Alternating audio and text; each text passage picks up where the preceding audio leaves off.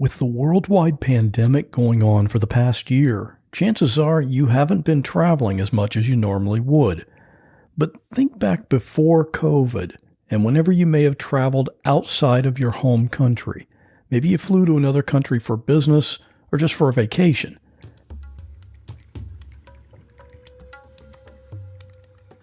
Like most countries, here in the U.S., we have a process you have to go through when you come back into the country.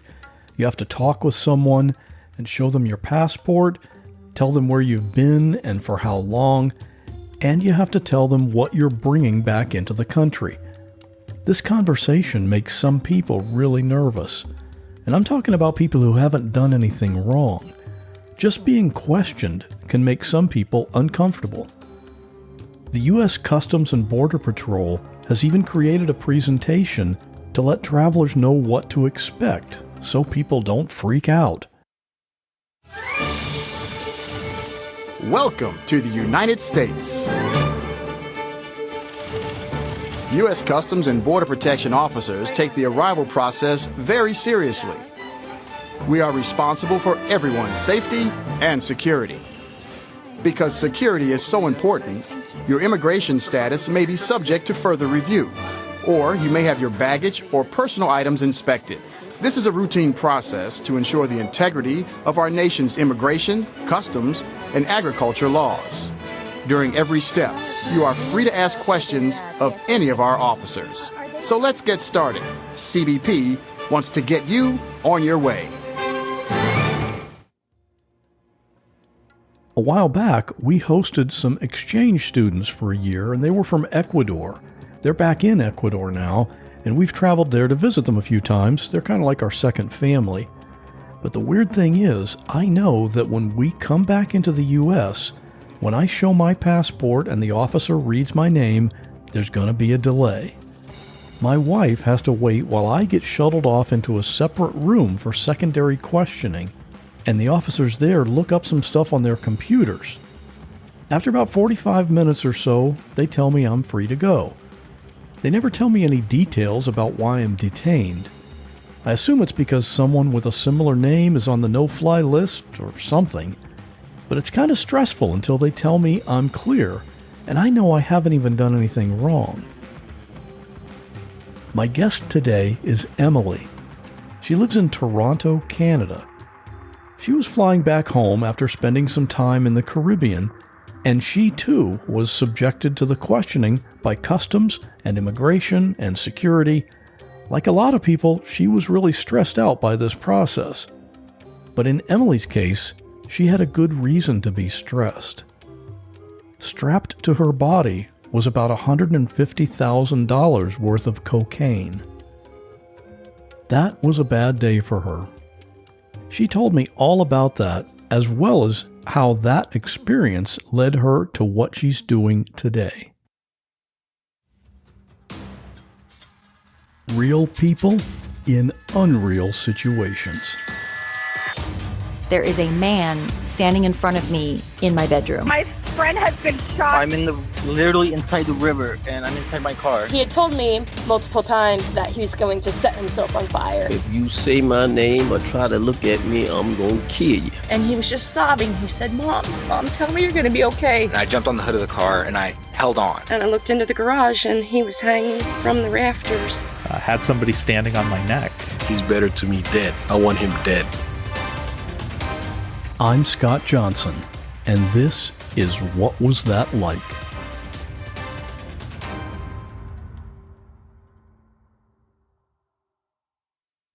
This whole thing started when you were running a social media company. What is that, and what did you do? Sure. So a social media company, what we did, and this was based out of Toronto, Canada, was create content for businesses to use in their online platforms. Whether that was photography, video, even creating captions for them. So for them to basically help reach their audience through social media, Facebook, Instagram, and Twitter. So those are the three primary ones, Facebook, Instagram, and Twitter. Yeah. And TikTok wasn't out then, so we don't have to worry about that. Okay. And this involved traveling all around the world. Yep. Yeah, it did. Like, I traveled a lot for my personal life, but then I also, by traveling through my personal life, I was able to meet so many different people abroad. And so I would get contacts in places that I would travel to and then be able to do the work from Canada. And it seems like, I mean, I've looked and I've seen a lot of your stories online where you've made videos and things. It seems like this whole thing kind of started when you met a client named Noah. Yeah. How did you first connect with Noah? I met Noah through my social media company. They had sent us, his business had sent us a message that was like, we'd really like you to help us out build our business. And I was like, okay, tell me more about it. And he did. And I went out and met him at his place of work, because that was one thing that I love to do, was get out there and go and meet people face to face. I find it's a huge asset. People don't do it enough. They want to do everything from the computer. I mean, now it's a little different circumstances, but that was something that I love to do because I felt it really personalized the relationship. And so I went out. His business was like buying and selling cars, and also like detailing them and putting on really unique paint colors and stuff like that. So it was a different kind of business, but it was cool. Like, I liked it. You know, they had race cars, and you know, I've always been a car person, so I loved going out there and seeing the new cars that were getting work done and everything like that. So it was cool, and he was a really, really nice guy. And you and Noah kind of developed past the client relationship. Yeah, we actually grew really close pretty fast. I mean, I was actually going through like a personal challenge within my family, and I was drinking a lot, and he actually was one of my confidants in this, and he knew that I was trying to, I don't want to say get on a better path, because I wasn't ever on a bad path down this like road of criminality. That wasn't me at all. But I was drinking heavily, and it was starting to affect my work, my motivation, and he told me that he had actually struggled in the past and that he had been sober. So I felt really close to him because of that. And living in Toronto, I was just like a party girl. Like, I still got my work done. I was highly functioning. But the people that I would meet along the way often were just someone that would want me to go drink tequila with them and do drugs with them till 3 a.m. So meeting someone like him, I thought he was full of more substance than, let's say, the people that I was kind of spending my time with at that time. What made you think that at some point that something was not quite right with him? I knew the first thing that wasn't quite right was he kept on kind of lying about his personal life. Like, first he said he was separated, and then he said he was divorced, and then he said I couldn't come to the business at certain times because, you know, his ex-wife was there. And so there was just too many mixed messages, but I kind of just put that aside. And then he started getting me all these odd presents that I never asked for. I mean, like, don't get me wrong, like, I'm a girl and girls love presents. Anyone likes getting nice things from someone that they're kind of involved with. But they were just something that I'd never even really wanted. Like, the first thing was like a sound system, and I lived in a tiny condo, and I was like, okay, well, I already have my little condo sized one. I don't know why you got me this. And then he got me dessert wine, which I never ever drank. In fact, I hated dessert wine.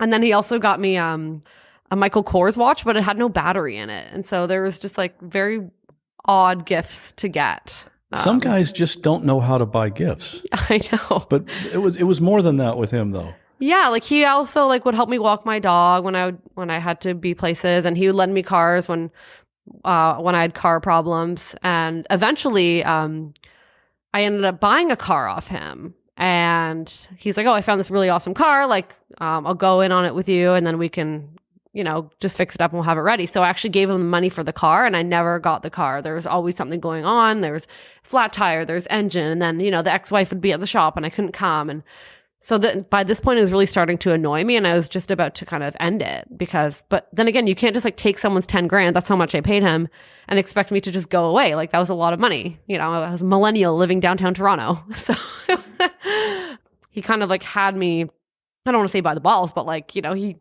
kind of had me in this position where I didn't want to walk away, but I also knew that there was something that was off.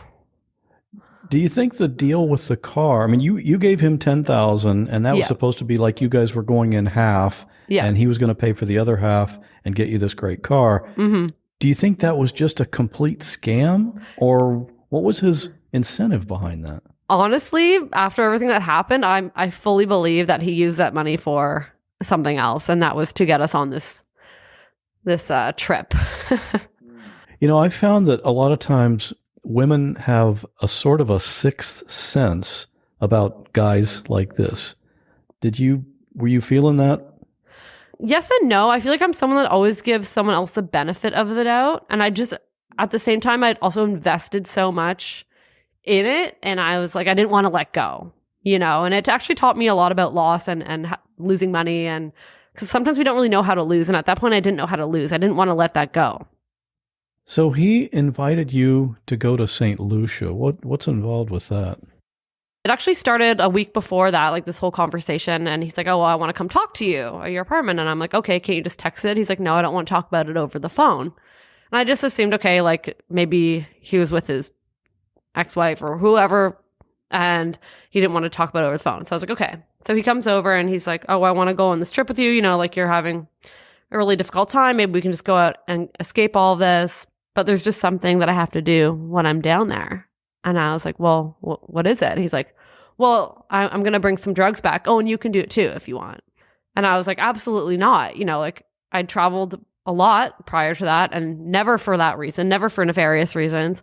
And I was almost offended that he'd even asked me that. And so he left and I thought that was the end of it. I was like, no, I'm not doing that. And then he messages me a couple hours later when he knows that I'm out. I would always go out kind of like at night, not every night, but 3 or 4 days a week. And he's like, forget I ever said anything about the drug smuggling. Like, let's just go on this trip.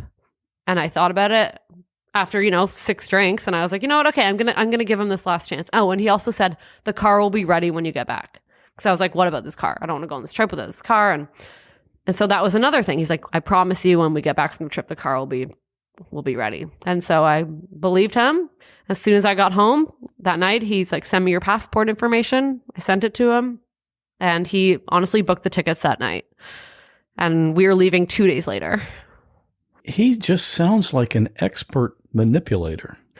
Yeah, but then at the same time, I was someone that in my past, and even like now, like not as so much now, but like I'm spontaneous, right? Like I'd booked plane tickets to Indonesia before and, gone places just for fun and not planned everything to a T. So there was this spontaneousness of this trip that was normal, but obviously there's other parts of it other warning signs that I should have ignored, but I didn't because of my alcohol and my drinking and drug use at the time.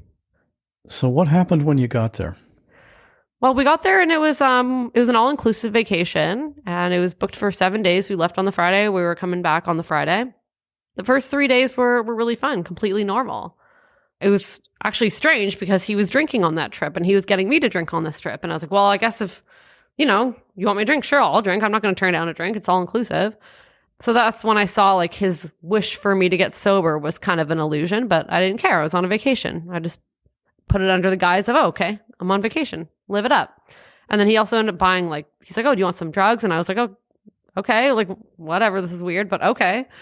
And so he even got us cocaine and so definitely was not sober for the first couple of days. And then on the third day, I actually was sober in the morning and I was about to go down to the pool. And he's like, oh, don't go down to the pool today because our friends are coming to pick us up and you're going to get in the car with me. And I was like, what do you mean? And he's like, did you really think it was all just fun and games? Like, we're here to work. And that's when I kind of knew what was going to happen, but I still didn't believe that I would actually have to participate in at that point. That must have hit you by a surprise, but not a complete surprise. Yeah, it was like in the middle ground. I thought I could still weasel my way out of it. I was kind of shocked, and I wasn't as mad yet. I was like, okay, yeah, whatever. But I did get in the car with him that afternoon, and thought maybe just going along for the ride. But I knew that I was definitely on a trip with one person I knew. I didn't know anyone else, and I was in another country, and everything just kind of came rushing back to me. Like, we always say that we should have known better, but sometimes we ignore those thoughts because we like to be happy and we like to take shortcuts and we like to take the easy way out. I get the impression from you that you're kind of an optimist and you think like, well, things are going to turn out okay. Always. I've always been an optimist. And I always believe that people are generally good. But at that time, he was not good.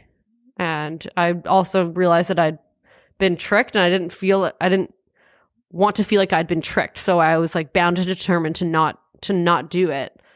But as the day progressed and the week progressed, we ended up going to a house and meeting these people, and my measurements got taken, and then I knew that I was kind of in it. I was in it because they knew everything about me, and that was kind of something he used as leverage, whether that was true or not, the extent of, the threats that he would say would happen.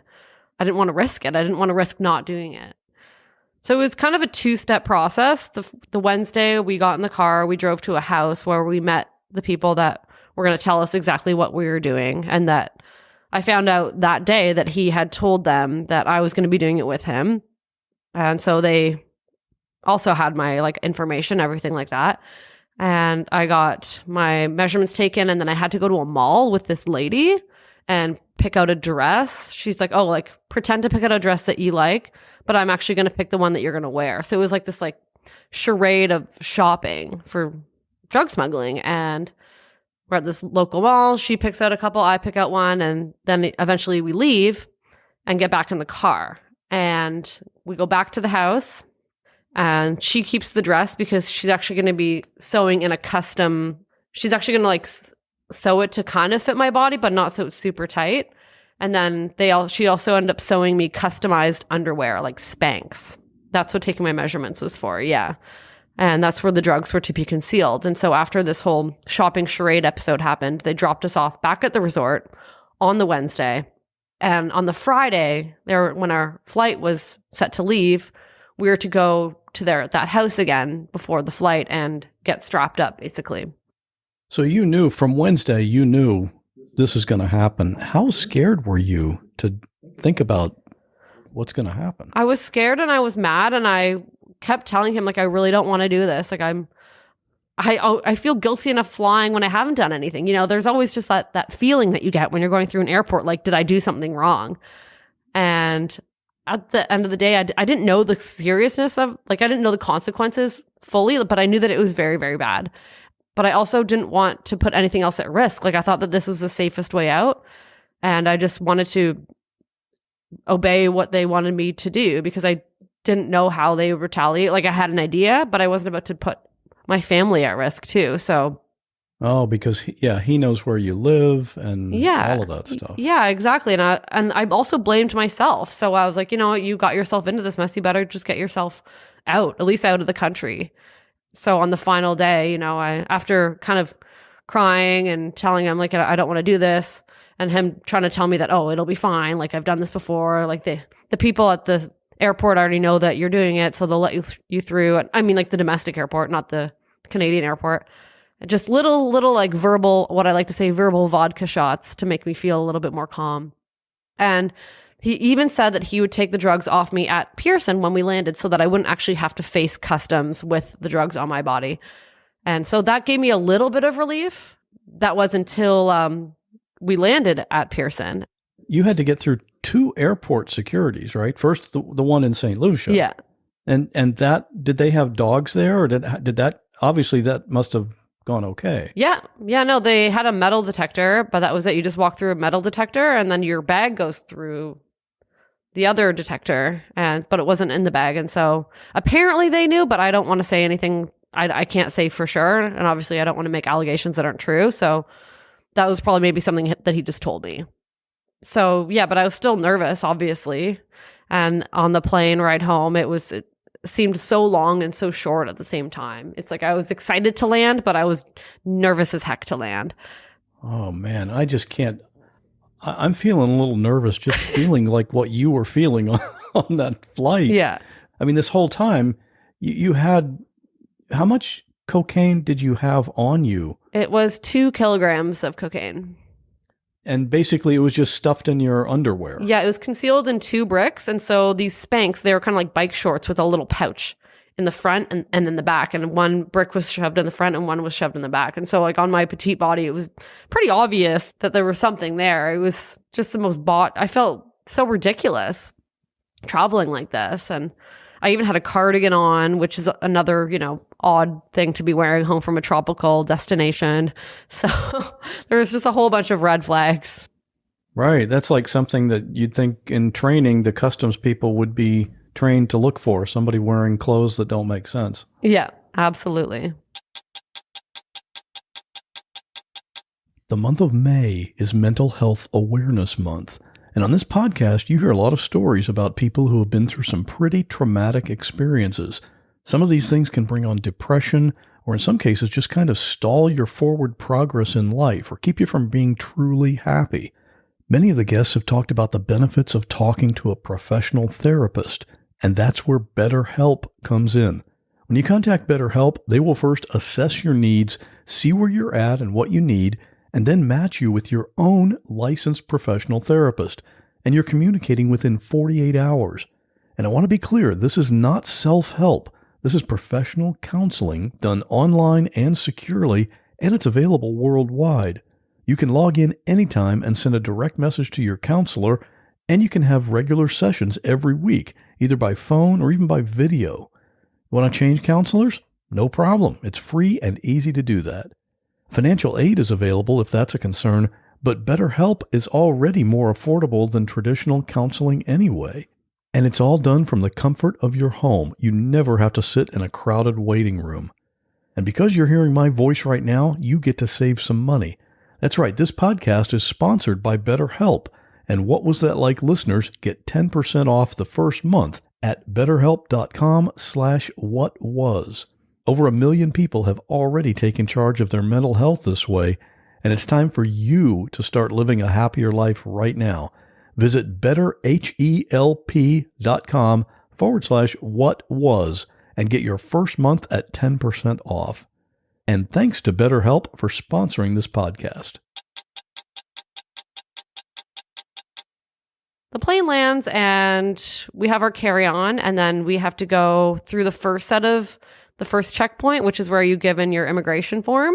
And this is after he's told me, oh, I'm actually not going to take the drugs from you anymore and keep them in my backpack. So I was furious. If I was nervous before, I was just ringing off alarms left, right, and center. And my loyalty to him ended there, 100%. But my loyalty to the task at hand did not. And that's because I didn't want to be responsible for sabotaging this operation willingly, right? So, because then if he could just blame it all on me, that I ruined it, and then I really would see repercussions. So we go through the first checkpoint. They give you a little piece of paper and they scribble a number on it, and you don't really know what that number means until you have to, after you collect your bags, and then there's one last checkpoint where you have to show your card. And they see our cards and the number on it, and they're like, you have to go into secondary. And that's when I knew it was over. I felt a sense of relief. I truly, truly did, because I thought, we're going to get caught. I'm not going to lie, but I'm also not going to create a scene. Had you planned ahead of time with Noah? What was your backstory so that you guys had matching stories? Did you talk about that at all? No, he'd given me no coaching to who I was that day. My identity was so lost. He was so disillusioned in the sense that he thought everything would just go so fine. He didn't even plan for us to get called into secondary. So when we got called in, he was panicking. He was panicking 100%. I was panicking, but I also felt relief because I knew that I was in my home country. Right. Yeah. At least you had made it back to Toronto. Yeah. In one piece. How would you rate yourself on how good you are at lying? 5. A 9 if I'm heavily intoxicated, but I wasn't that day, and normally I have 4 or 5. I just can't do it. I took acting class and I failed. I didn't fail it, but I was assigned the role of an extra because I just couldn't keep a straight face. And here you've got all this adrenaline going through your body. It's not really the time for your best improv performance.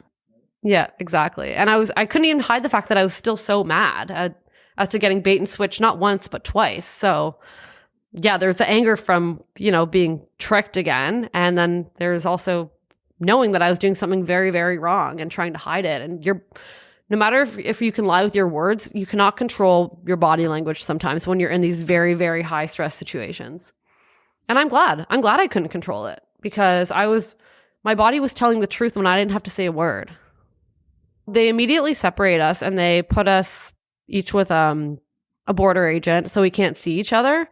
And then they look at your passport. They ask you pretty simple questions about, where you're from, how long were you away and why were you there? And then how much money do you make? And then they get into like the more nitty gritty stuff like, oh, like, do you like to drink and party or whatever? And, I was like, yeah, I do. And they're like, oh, when's the last time you did? And I was like, oh, last week. And they're like, okay. And then they're like, so Miss O'Brien, we just have to ask you a couple further questions. And I was like, okay. And they're like, do you have any drugs in your suitcase? And I was like, no, which I didn't. And they're like, okay, well, just to check, like, we're going to send it through this x-ray and then we're going to scan it. And so they scanned it with like an ion scanner and it came up clean. And I could kind of breathe a little bit, but I still couldn't look him in the face. I just couldn't, and then he asked me, okay, well, Miss O'Brien, we're actually going to have to do a body search. And he's like, is there anything that you want to say before we do that? Do you have drugs on you right now? And then I stared at the floor. And my ears were ringing so loud, and it took me so long to answer that they had to ask me again. And that's when I looked up at him straight in the eye and I said yes, because I knew that at this point, lying to like a border official's face would just further dig me deeper into this mess. And so I wanted to tell the truth. I had been wanting to tell the truth since I landed, but for obvious reasons, sometimes you have to think about the safest way out. And at that point, however, telling the truth was the last option, and it felt really good to tell the truth. Looking back on it, though, I would think that now that when they asked you the first time and you didn't answer, that was really, they knew the answer. Mm-hmm, exactly. Then they're like, okay, well, we're placing you under arrest. And I said, okay. I still was like, okay, I thought I could just explain what happened. I didn't research the criminal code, I didn't plan this whole debacle, right? So I didn't truly know how serious it was. And yes, ignorance is not bliss, I can tell you that. So sitting there in the holding cell, like waiting to be processed, I was then arrested by the RCMP, which is like the police for the Canada, basically. Then I was sent to a local jail, and they told me, you're not getting out until your parents come and get you out. Your friends just can't come bail you out in these situations. It's an offense so serious that you are basically placed on such a high bond. Like my bail was set at $50,000, and I could only get bailed out if someone that they approved would let me live with them throughout the duration of the case. And so that's when I was granted bail and had to live with my mom. My mom was on vacation. She actually got a call when she was on the dock at the cottage with her friends and was like, your daughter's been arrested at the airport. And so she came back, and that's one thing that I truly appreciate to this day was the unconditional love that my parents have for me. And they knew that I was struggling with certain things. They knew that something might happen, but they didn't know it would be this. So they were just glad that I was alive. That is not the phone call that a parent wants to get. Absolutely not. What was her initial reaction when she got that call? She was scared, nervous, but just wanted to see me. So that's what they did. Her and my dad were separated at that time, but they both came to my court hearing, and they were both there. They had got me a lawyer, and they really kind of worked together to kind of see what the next steps are going to be, because it came as a shock, this type of arrest, at least, You were on 2.5 years of house arrest, yes. Right? Yes. Why was that? Why so long? That was actually kind of short compared to some of the other people that I talked to when I was inside. It's like with my case, they wanted me to prove that I was willing to kind of change my habits that got me there. I had to go live with my mother, and then we basically had to wait for the next court date or the first court date. And so there's all different kinds of hearings. There's preliminary hearings, and then I can't even keep track of how many there were, but then I knew that right away I wanted to plead guilty. And so if I had actually fought it and pled not guilty, it would have taken even longer because the court systems are just so backed up.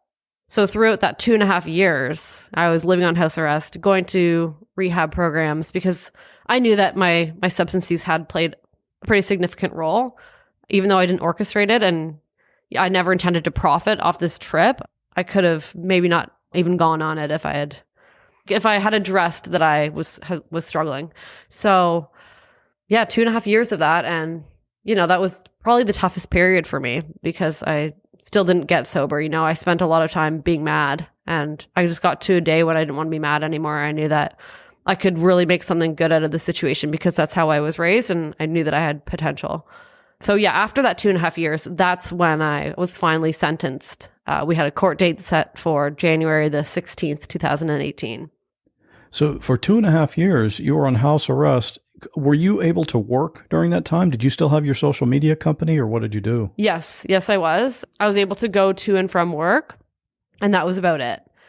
So luckily my work brought me a lot of places, so it was pretty flexible. Whereas if I had worked at one place, I could have only gone there and back. So having that entrepreneurship part of my life really enabled me to actually do a lot more than, a typical house arrest situation. And I also was able to get creative, and I would create more work for myself so that I could continue to live and meet more people. And because it's eventually people that are going to be on your side because they know the real you, and they know your reputation and all the good that you're capable of doing, right? So, but it was still a nightmare. I was still very, very paranoid. Anytime I saw a police officer or a police car, I would have like panic attacks, and because there's just so much that I didn't know. I didn't know if people were going to come after me, and yeah, it was definitely very, very challenging. When did you find out your actual sentence? I found it out about 1.5 years in. I found out that I'd be going to prison for sure about 1.5 years in. And then it was about 6 months before that we agreed that we would submit a joint plea bargain, like the prosecutor and the defense lawyer. And when there's a joint submission, the judges very rarely disagree. So it was a plea of 4 years, and that doesn't include the time that I spent on house arrest. And with 4 years in the Canadian prison system, you are eligible for day parole after serving 1/6 of your sentence, which is living in a halfway house, and then full parole after serving 1/3 of your sentence. Wow, that's not much, right? To me, it seems like, yeah, for 4-year sentence, you could get out fairly quickly if you did it right. Yeah, so I was out, but like being on house arrest felt like more of a prison because you really can't move forward. You don't know what's happening. You're draining your bank account. Your emotions are a train wreck. Your family is walking on eggshells. They're also dealing with being very badly hurt and trying to heal. So that was the worst part. That's why it felt like more of a prison. Whereas going into prison, I had a way better perspective on it because I knew that there was a light at the end of the tunnel. That's okay. Now it makes sense. I remember you saying in one of your videos that when you were eventually sentenced to 4 years, and when you found that out, it was kind of a relief knowing that at least there was an end in sight. Yeah, exactly. Because like every time you go to court, you have to pay money, and every time I left the house, I'd be paranoid or what have you. So it was just, there was so much unknown that it was debilitating, right? It was paralyzing, the unknown on house arrest. So when I finally was like, okay, I want to go, like I want to just get this over with. Like my family is struggling with this. They're also worried. We know that we can make something good out of this. And by researching, where I was going, but at this point I did have time to do my research. So I was able to plan a lot more and kind of harness my resources and talk to people that had been incarcerated before and sort of get as much ammo as I could to prepare myself to come out on the other side like stronger and not go in angry and bitter and trying to get revenge and everything, because that really doesn't get you anywhere. So you had time to think about it before you went to prison and to do all this planning and everything. What was the worst thing you imagined about prison before you went in? Or what were you worried about? I think the worst thing that I was worried about was being away from my partner at the time, my boyfriend. And, we ended up breaking up in prison, which was hard. But after going through that breakup sober and, not being able to just retaliate with like a drink or a random hookup or something like that, it's like you actually become stronger. And so I left prison single, but it was awesome. I'm so glad I did. Wow. Yeah. I mean, most people, when they're headed to prison, they're worried, wow, am I going to have to join a gang? Am I going to get beat up every day? What's my cellmate going to be like? All these things that go through your head. Yeah. But you weren't really thinking those things. No, because I wasn't afraid of risk. I've never been afraid of risk, and I've never been afraid of people. And people do horrible things inside prison, outside prison. People are violent inside prison and outside prison. And I knew that I could I could defend myself, and I knew that I was feisty enough, but I also knew that I wasn't someone that instigated things. And I was someone that listened, but I was also not someone to just be like walked all over. And I also wasn't going to get myself in trouble in prison because I wanted to get out. And so you really have to have your focus. And I also had a lot of support. You know, I had my family, I had my friends, I had people so excited for me to get out. Whereas often the gangs and other activities that go on in prison are with people that don't really have anyone on the outside. And that's become their home. Yeah, that is their life. Yeah. We have a new sponsor today, Ana Luisa, the jewelry company that was founded with the purpose of bringing clarity to the jewelry industry. Aside from giving my listeners 10% off, there is so much to love about what they offer. This is jewelry that's not only friendly to the earth, because the company is carbon neutral, but the pieces are just gorgeous. When you get yours and hold it in your hand, you'll know this is high quality and the look is timeless. There's a new collection released every Friday, and prices start at just $39. And as a listener, you get a 10% discount off your order. The Ana Luisa name is 2 words, A-N-A and then L-U-I-S-A. And it made perfect sense to talk about them here on the show, because these pieces are designed like a beautiful story from the beginning to the end. And you know I love a great story. They start by making the jewelry with recycled materials whenever possible, and their business practices are always transparent.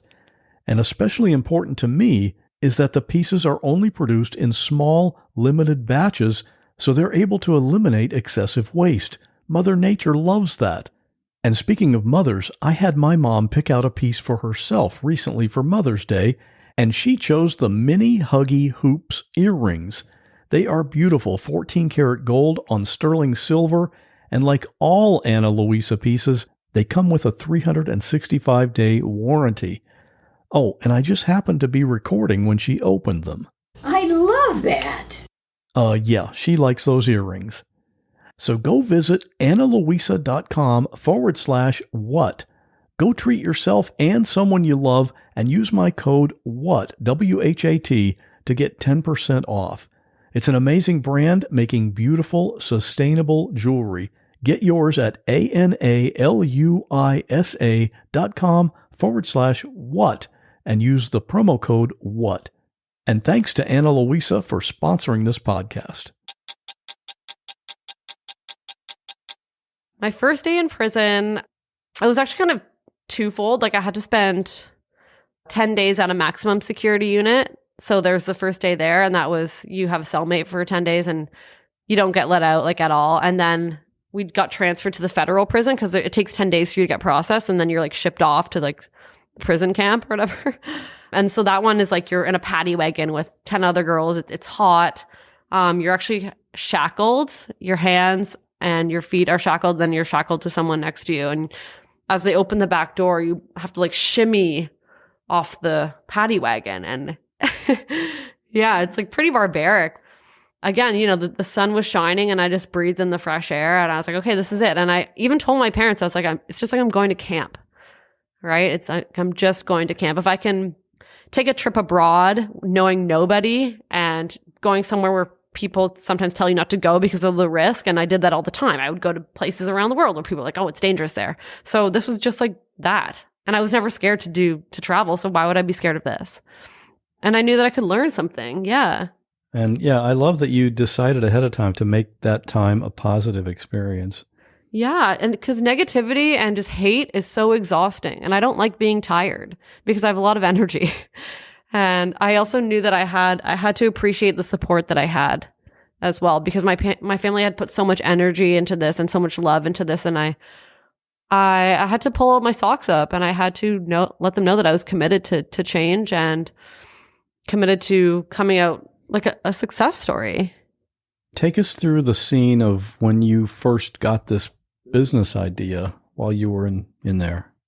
Going into prison, I was annoyed at first. It was an inconvenience and I didn't want to leave my business and I didn't want to have to like throw it all away. But then when I got to prison, I saw so many other people that kind of had the same anxiety as I did, but so much talent. And we just wanted to figure out how we were going to re-enter the workforce. There weren't very many good programs in prison. And we felt just so misunderstood in the sense that like we're put in this box as like we are bad people. But there's so many people in the world that make the exact same decisions every day and don't get caught or have the resources to hide it. And I kind of wanted to break down those barriers and break down the myths that people in prison are bad and are worthless, because that's not true. Like 80% of people in prison are mothers who have just done something to survive, or, you know, been through incredible trauma and suffered tremendous abuse or addiction, but really just wanted to start over and to feel like they were worth something again. And in prison, food was something that brought a lot of people together. And, you know, whether that was through themed nights or birthdays, or in this case, the Super Bowl, we were having a Super Bowl party. And, you know, this is very PG, of course. We basically just made food and watched the game, but popcorn was being shared and people were telling their stories and people were putting their own toppings on it. And I really saw how it made people get creative and forget that they were in prison and also find joy and laughter. And that's when I was like, wait a minute, why are there no popcorn companies out there that kind of do more than just pop popcorn? And when I thought about all the popcorn companies that I knew, I was like, well, they're like not really healthy, or like there wasn't really a story to them. And I also thought about the price point of popcorn. I knew that from a raw material perspective, you could get it for relatively inexpensive. So I put two and two and four together, and I was like, I want to build this into something. And that's kind of when the idea was born. And I wrote it down in a little notebook, because I kept a notebook beside my bed, and I would always have these thoughts at night. And I just remember turning on the light, opening my notebook, and writing this down. What were you writing in the notebook? I mean, you knew you wanted to start some kind of a business, and it involved popcorn. Yeah. Did you have a full picture of what it would be like at that point, or how did that come about? I didn't at that point, but every day, like everything that I did and every activity that I was involved in, I found a way to like find inspiration from that and incorporate it in, because I really wanted to help myself, not just myself, but like help other people find work, because that was something that I was taught at a very young age, is like helping others is so rewarding. And, you know, we can work jobs where we make a ton of money and whatever, but if it doesn't help anyone, like really, what's the point? And I've always been taught that giving is also really important, and forgiveness. And so combining all those things that I learned, and also with the fact that society really doesn't do a good job of helping to reintegrate people that have been locked up and essentially misunderstood, I knew that I could do it, because I knew that I don't want to say unstoppable, because we all are stoppable in certain ways. But once I put my mind to something, good or bad, right? I've put my mind to something to do, you know, pretty negative things, but I can also do really, really good things with it. So everything that happened after that day, whether it was like, how can I incorporate storytelling or writing, flavor development, even the original name was decided by me and my former residents. It was like a collective decision. So yeah, it was just kind of, the ideas kept accumulating, and I would write down each thing in a separate notebook, which I still have today. And I've kind of checked off all those boxes to things that I wanted to do, and how it could really help people get on the right track. And obviously you had the advantage of having already run a business before, so you kind of knew what was involved. Were you able to do like pre-business planning or research while you were in there? Did you have internet access, or how did you make plans for when you were going to get out? See, that was the fun part. I had no internet, but that also taught me a lot about what you actually need to do research and need to start something important. It's like, you don't need all the fancy bells and whistles.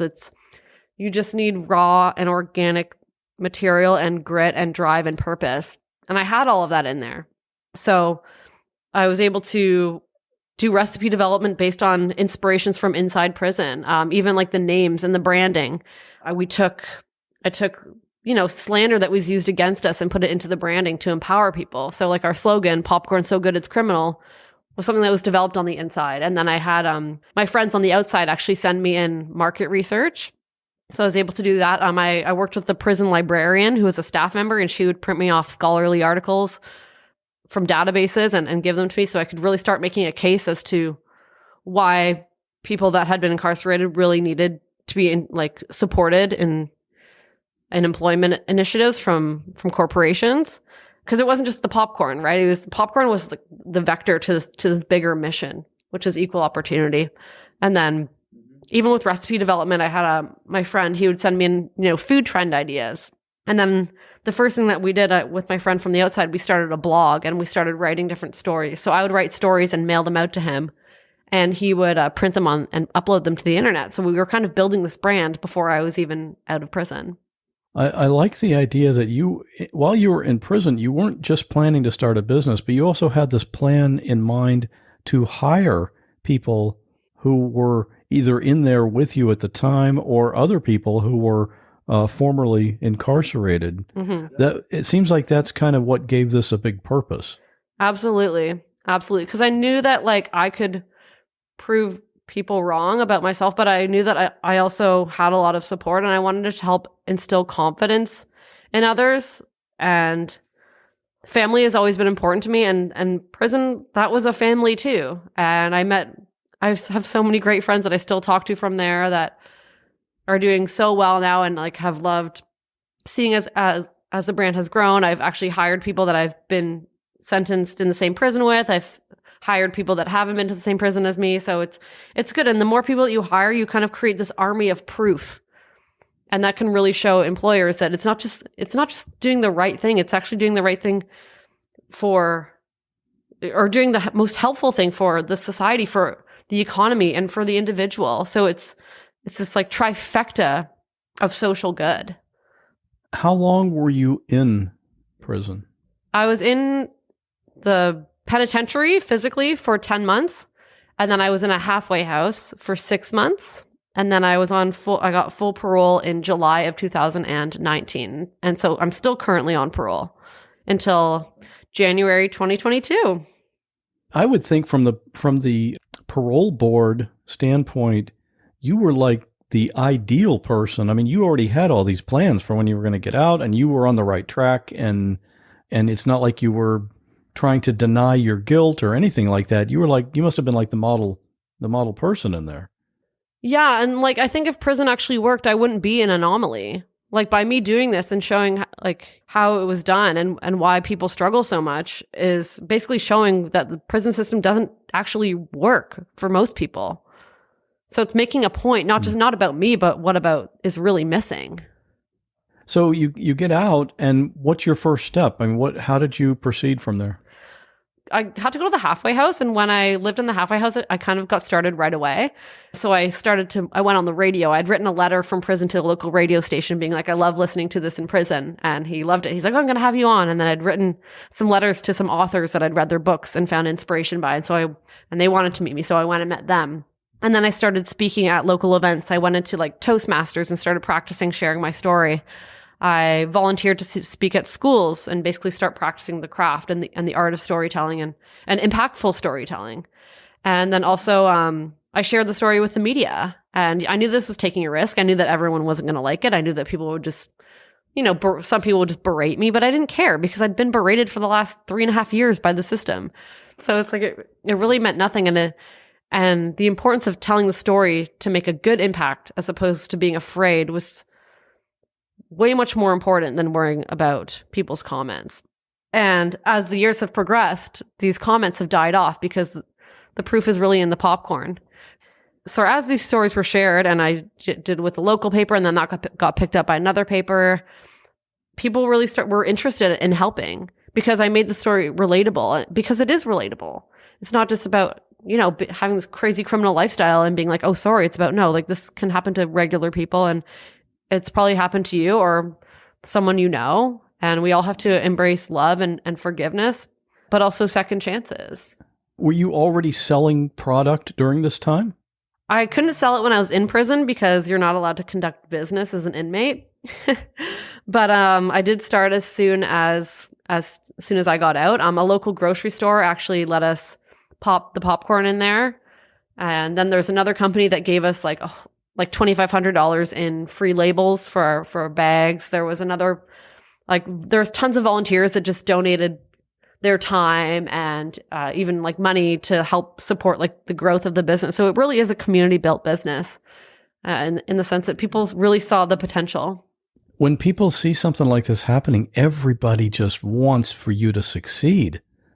I can see why people would want to help you with that. Yeah. And then because I found out, because I'd actually helped them, you know, everyone that helped us was someone that had experienced something similar or had shared their story with their family and it had helped them. So it was very reciprocal in the sense that it is inspiring people and it is really helping people get through adversity or rectify situations that have happened or even just make new friends and build new perspectives.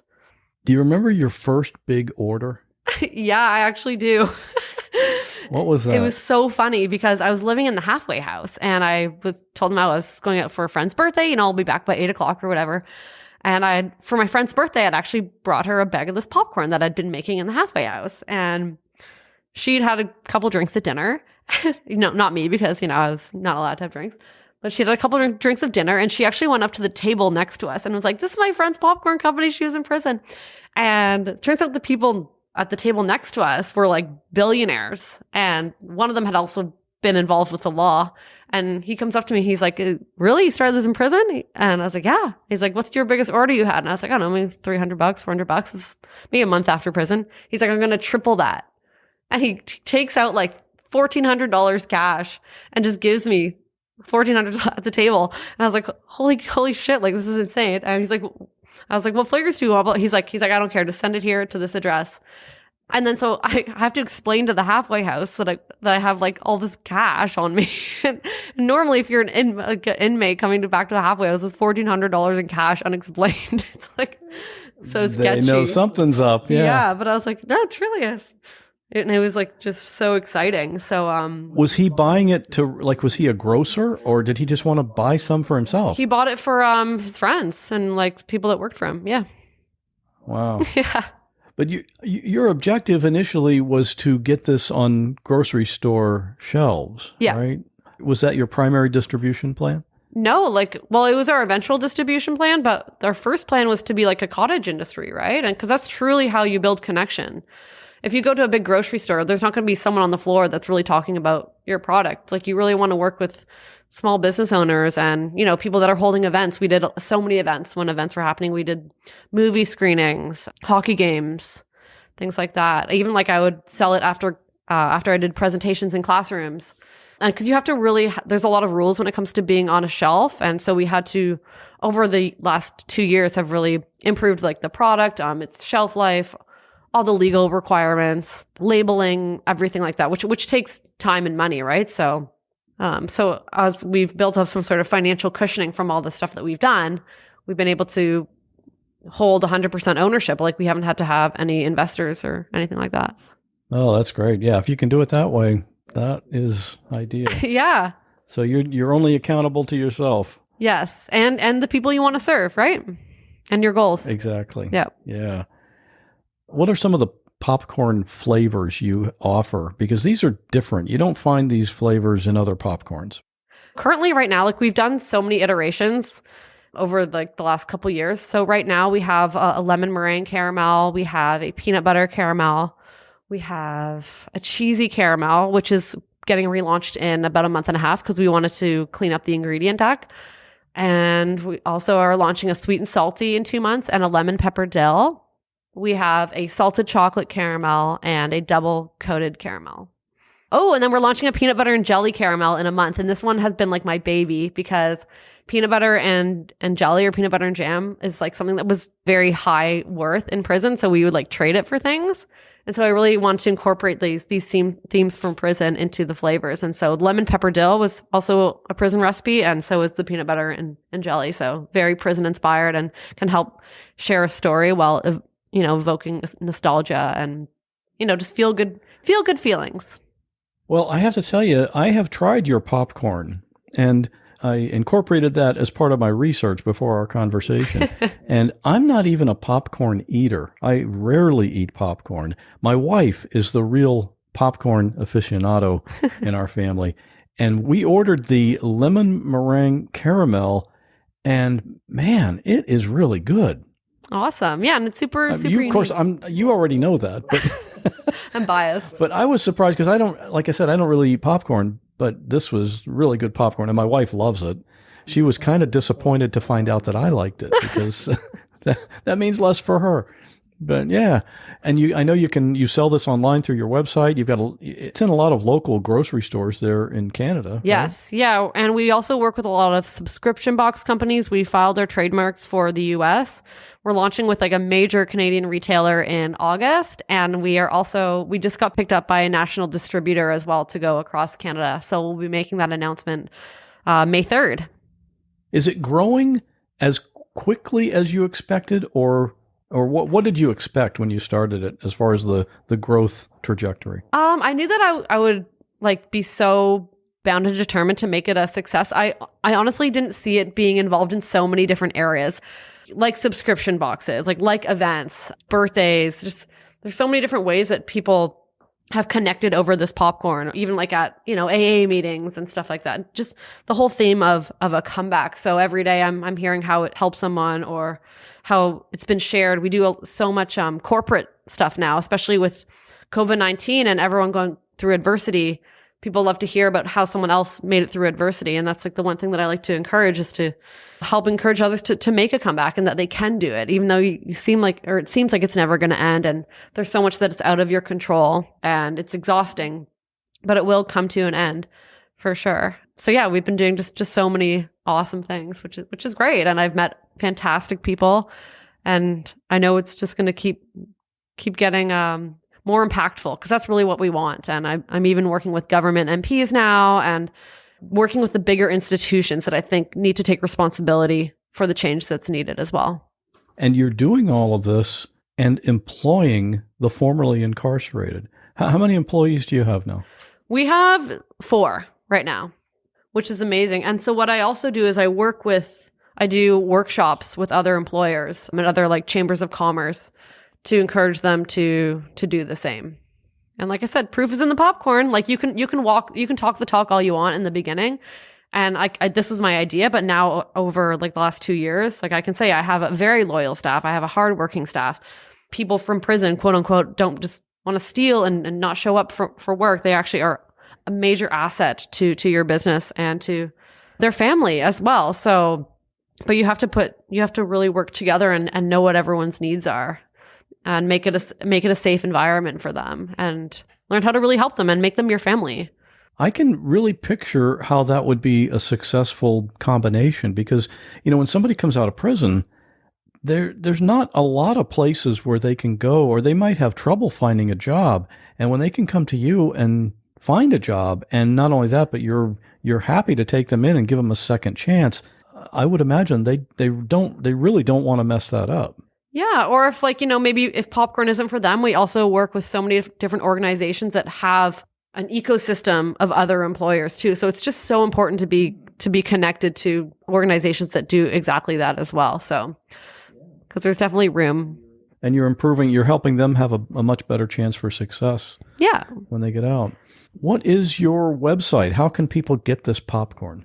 You can order it at comebacksnacks.com. So www.comebacksnacks.com/shop. Or if you just want to check out the website, just head to comebacksnacks.com and you can see the different kind of work that we do, how we've gotten involved, and the impact that we're making on a local, national, and global scale to support reintegration and second chances. If you want to follow Emily and maybe even try out some of her amazing popcorn, she's on all the socials, Instagram, Facebook, YouTube, and I have all those links in the show notes for this episode. Or you can check out her website at comebacksnacks.com. And if you like firsthand stories of smuggling drugs, you should check out my episode with Luke. That was episode number 2, way back in the early days of this podcast, when Luke told me about the time he swallowed a bunch of bags of cocaine in order to pay off some student loan debt. He got through the airport okay, but then one of the bags burst in his stomach. Here's a short clip from that episode.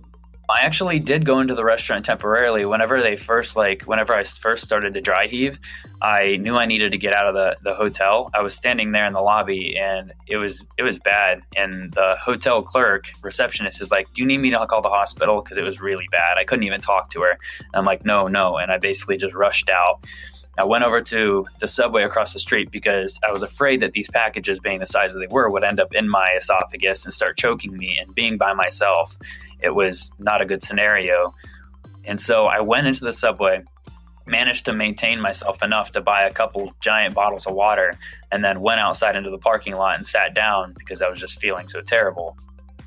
And before we get to the listener story, I wanted to let you know that Raw Audio episode 14 is now live. The Raw Audio series are bonus episodes available to anyone who signs up to support the show for $5 a month. In this new episode, a young man calls 911 for his father. Okay, tell me exactly what happened there. Somebody has entered my house when I was away and they shot my father. He is dead. A man calls when his BMW gas pedal gets stuck at 100 miles per hour. Yes, ma'am. I believe my gas pedal is stuck in my car and I'm on the I-95. And a young woman calls 911 while hiding under her bed during a home invasion. Please hurry. 105. Hurry. Who's robbing you? Lay down right now. A whole bunch of people. To get all the Raw Audio episodes and the ad-free version of this podcast, sign up at whatwasthatlike.com/support. And now, here's this episode's listener story. I hope you enjoy it, and I'll see you in 2 weeks. When I was 4, my mother and I lived in a one-bedroom apartment in downtown Vancouver. In the summer, there was suddenly a smell. Then it became a bad smell. And soon after that, it was unbearable. My mother called the landlord about the smell, and they didn't do anything. The smell got even worse until one day, my mom had enough and went to examine the cause. She sniffed and smelled around on each floor of the building until she got to the apartment directly above ours. She knocked, then banged. No answer. She came back for 2 days every few hours and banged on the door. Still no answer. She then wrote a letter and tried to stuff it under his door. But it wouldn't squeeze through, as the space in between the floor and the door was so narrow, and the hallway carpet was also blocking the way. So she went to put it in the unit's mailbox in the front area of the building.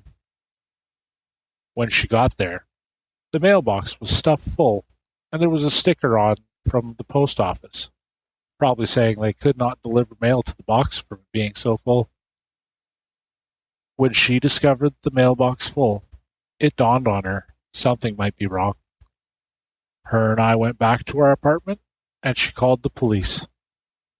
Within the hour, 2 police officers showed up and started banging on the upstairs apartment door. The building was so old and run down that we could hear everything. Every bang, the dispatcher on the radios, every step, and then eventually them coming back downstairs to our unit. They asked my mom who or where the landlord was, and she explained how he lived elsewhere and how she had called to complain repeatedly, only to be ignored. The officer then asked my mom to call the landlord and give him the phone. Landlord answered, and the officer identified himself to him and asked for access to the unit, or had landlord come do an emergency inspection. The guy was there in 10 minutes. As soon as he got to the building, my mom grabbed me into her arms, and we followed the landlord and the officers upstairs. The landlord banged on the door, announced he was doing an emergency inspection, then unlocked the door. I really wish that my mother would have just left me in our apartment watching TV or something, because when that door was opened, directly across from the entrance to the apartment was the guy who lived there, dead. He had slashed his own wrists and taken a bunch of pills while sitting at his kitchen table. He was dead for weeks and bloated so bad his skin was splitting, and he had maggots coming out of his mouth and out of his nose. I saw it all, as everyone in the hallway was completely stunned, and my mother couldn't even process what she was seeing, never mind what I was seeing. And if we thought the smell was bad before, we were immediately proven wrong the second that door was opened. It was such a horrific smell and sight that the landlord ran outside to throw up multiple times. The police called the coroner, and they took the body out of the building. After he was out, they were gone and never came back, as it was very clear what had happened. The landlord came to our apartment a couple hours later, as my mother was looking in the newspaper for a new place, and offered her a deal. She could have the next 3 months rent-free if she cleaned the apartment upstairs out and got it ready to be repainted. She reluctantly agreed, but got to it that day. She took me upstairs and instructed me to sit in this person's living room and wait while she started cleaning up all the blood and other miscellaneous dried bodily fluids off the kitchen floor. After she did that, she started going through his possessions, looking to see if there was a family member that she could call to collect the deceased's belongings. Yet sadly found no such information. She contacted one of the officers that came to our apartment to see if they knew of anyone, but unfortunately, he had no known living family that they could find. She waited a week, just in case somebody showed up, before she had to clear the belongings and furniture out of the unit.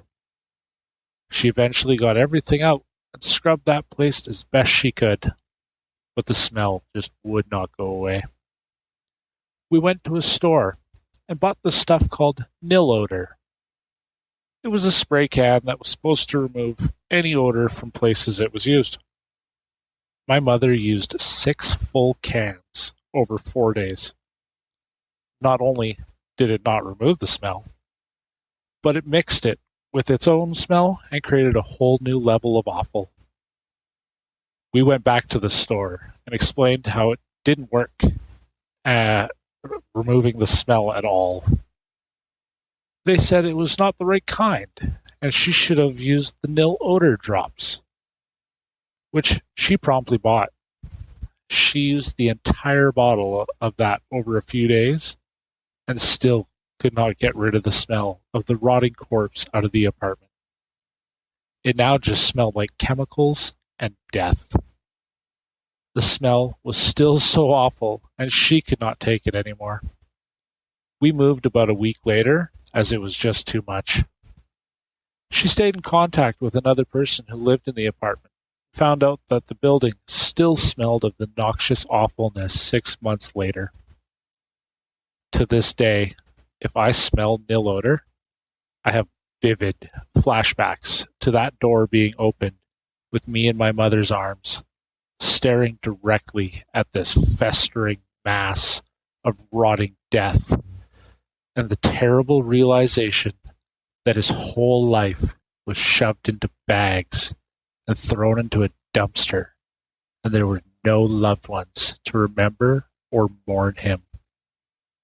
This was my first experience with trauma that even 35 years later still haunts me to this day.